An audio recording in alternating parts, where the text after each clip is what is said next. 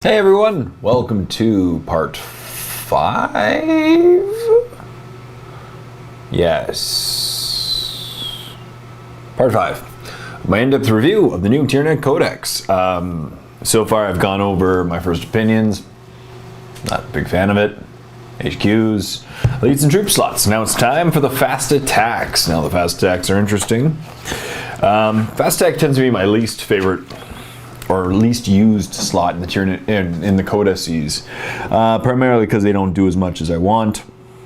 And yeah, so for the 5th edition codex, there were a lot of choices for fast attack, but we typically saw was maybe these Gargoyles.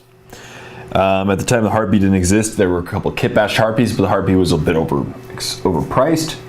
And some Raveners if you wanted to have some fun, but there weren't really any fast attacks that jumped out to you that you had to use other than Gargoyles. Gargoyles were really fun to use. I love to use them in squads of 30.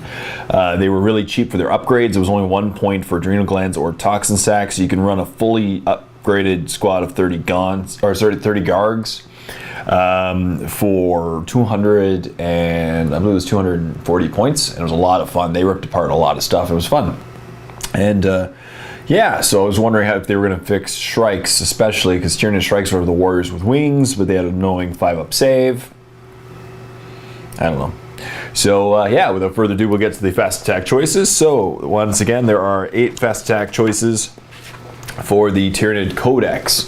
The first one are Tyranids Shrikes, which are the warriors with wings, and unfortunately for this codex, they dropped them by 5 points a model, which is a start, but didn't do anything else. And since Synapse doesn't mean Eternal Warrior, why would you pay 30 points a model to have, you know, 3 wound models with a 5-up armor save that doesn't score, instant killed by a lot of stuff. 5-up save. So pretty much useless there. I'm not going to cover the rest of them. They're pretty the information on the Shrikes because they're, in my opinion, pretty useless. And then next we have the Raveners, which once again I argue are not very competitive at all because they have the basically same stat line as the Shrikes. 5-up save, 3 wounds, toughness 4, but they can deep strike, and they have 2 pairs of scything talons, which don't do anything anymore. And that's about it. The interesting thing, though, about Raveners is that you can now add the Red Terror, which is one of the older models, and for 85 points, he has a higher weapon skill and a 4-up save and leadership 8. Ooh, also, Raveners are leadership 6. It's pretty sad. And let's look up the red. Where is he? Should be right here. Trigons, Molochs, Krenz. This is really weird the way that they put the book together. They put together by similar strategies, but the Red Terror. So he has a couple rules. It seems to be a feed, very bulky, prehensile pincer, swallow whole. If the Red Terror hits with at least 4 of its close combat attacks in a single phase, excluding its prehensile pincer attack, how many attacks does it get? It only gets 4 attacks. And it needs to hit with at least 4 of its close combat attacks. But it's 2 pairs, so we get an extra attack. That's a lot of hits. You may nominate a single enemy infantry, jump infantry, or jetpack infantry model in base-to-base combat and attempt to swallow it whole. If you choose to do so, no to wound rolls are made for any of the Red Terror's attacks. Instead, the nominated model must pass a single invulnerable save, if it has one, or be removed from play as a casualty. There's no need to decide beforehand if you will attempt to swallow a model whole. Declare after rolling to hit.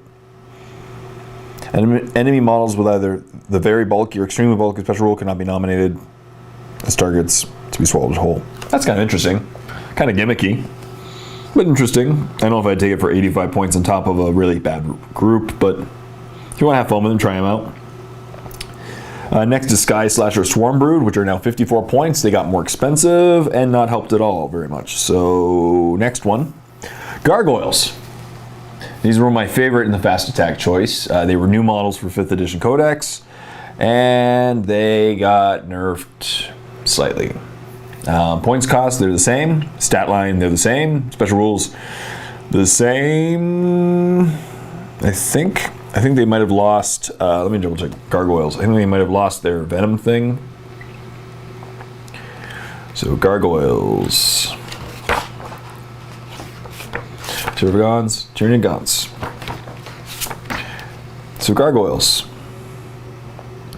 Fleshbore, Blinding Venom, which is 67. I think they still have Blinding Venom, which is the 6's wound.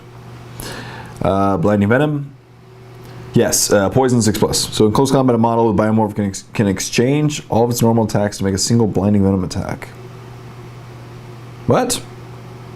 Melee, blind. Never mind. So Gargoyles have gotten changed, I guess. Rather than being able to auto wound on a 6+. Yeah, that sucks.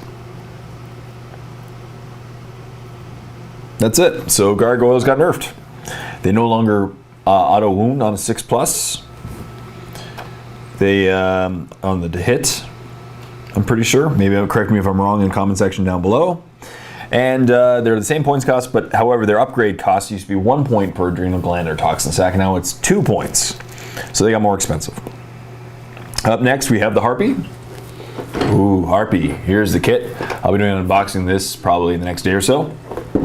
And so there's a Harpy. He's finally got a Harpy model now, as I just showed. He was a new addition to the last Codex, but never got a model. Of course, the Harpy dropped in cost because you want to sell those new models from 160 to 135. Basically the same stat line, 4+ save. It's a flying monstrous creature. It has 2 twin-linked Stranglethorn cannons. Now I'll look that up, what it means. 2 twin-linked Stranglethorn cannons. So Stranglethorn cannon, I can just look this up here. Hive Crones, Harpy. Stranglethorn cannons, 63. So Stranglethorn cannons are 36-inch range, strength 6, AP 5, assault 1, large blast pinning. So good at killing light infantry. 2 of those. Spore Mine Cysts and Scything Talons. Special rules, Fearless, Instinctive Behavior, Hunt, Sonic Screech. Interesting. You can replace it with a twin-linked Heavy Venom cannon, which no longer has the -1 to anything, of course, because 6th edition.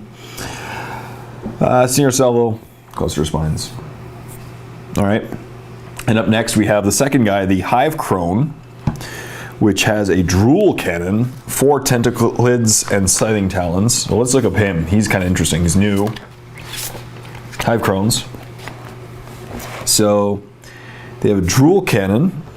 Shoots drool apparently, or something. Drool cannon is a template, strength 6, AP 4, assault 1.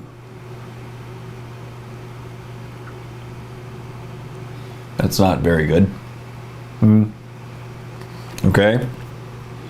4 tentaclids. What is a tentaclid? Strength 36-inch range, strength 5, AP 5, assault 1, haywire, seeking. If a model makes a shooting attack with a weapon, either a zooming flyer or swooping flying monster creature, it rerolls to hits. All right, that's not Scything Talons. It has Raking Strike. All right, and yeah, it's so Harpy and the Hive Crone are both weapon skill skill 3, strength toughness 5, wounds 5. Initiative 5, 3 attacks, leadership 10, 4+ save. And it's 155 for the Hive Crone. So I don't know which one I prefer there. I guess technically the Harpy. I'd probably take a twin-linked Heavy Venom cannon on him and a twin-linked Stranglethorn cannon. And I might take a Stinger Salvo as well. That way we can fire all of his weapons. Or at least fire 2 of them, flying full speed. Cool. And finally, a Spore Mine Cluster. Spore Mine Clusters got more expensive. They used to be 10 points, now they're 15 points each. And they do Floating Death and Living Bomb, and they float around the battlefield. And that's it. So that's the fast attack. Overall, my impression, not amazingly impressed. I did buy this guy, and I'm going to decide whether or not I want to make him into a Hive Crone or a Harpy. I'll probably make him into a Harpy, I'm thinking. But Hive Crone's interesting, and yeah. So that's my first impressions. Basically, fast attack of the Tyranids. I wouldn't take any of them. I'd probably still run my Gargs every now and then because I like them. I have 30 of them. But yeah, they're not as good because they have no longer that poison attack, 6+. I could be wrong. Maybe that's what I misread, and that's what I was. No, but it didn't sound like that. The blinding venom looks like it's changed for the worse. It used to be amazing when it was 6s to hit, automatically wound, so they wounded everything, tons of attacks, you know, cheap upgrades. But now it doesn't seem like that. So yeah, fast attacks. What can I say? You know, maybe they want to sell some Crones and Harpy kits, and that's about it. So I really hope you enjoyed this video. I don't mean to sound bitter, but once again, it's just nothing amazing me in this kit. Maybe I'm missing something. I could be. So yeah. So please leave comments in the comment section down below. Subscribe to my channel if you haven't done so, and like the video. It really does help a lot. Until next time, this is Jay saying. Oh, also stay tuned for the next one where I'm going to finish it off. I'm going to do my opinion of the heavy support, which actually has gone down considerably in cost for some of the models, and my final thoughts on this codex. So until next time, this is Jay saying, happy wargaming, everyone.